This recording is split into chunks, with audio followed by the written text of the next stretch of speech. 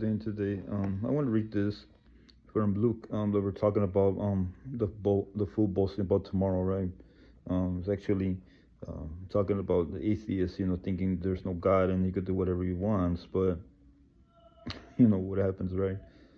If you read the obituaries of atheists, like in Tampa Bay, and others, you know what happens, right? It's pretty interesting, but it says right here in Luke chapter 12, verses 13 to 21, it says, Then one from the crowd said to him, Teacher, tell my brother to divide the inheritance with me. But he said, Man, who made me a judge or an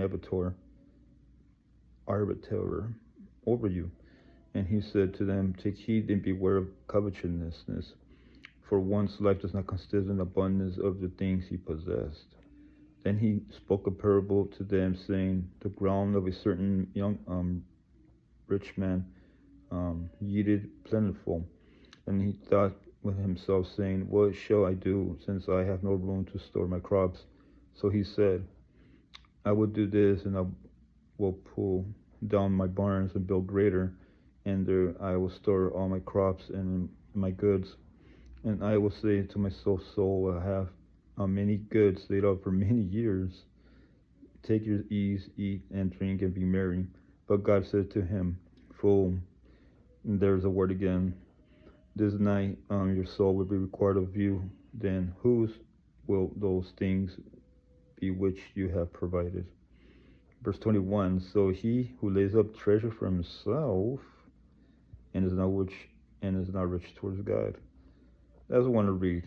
It's pretty interesting to think about, because sometimes people think they could store up a lot of things in the world, right? But later on, they don't know who's gonna get it, because they'll be 6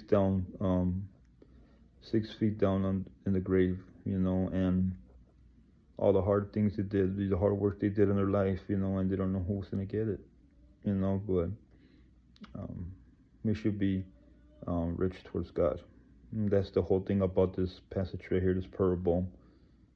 Jesus is teaching us to be content with what we have, and he does bless people, abundance sometimes, but he uses this for his glory. He's the maker of the rich and the poor.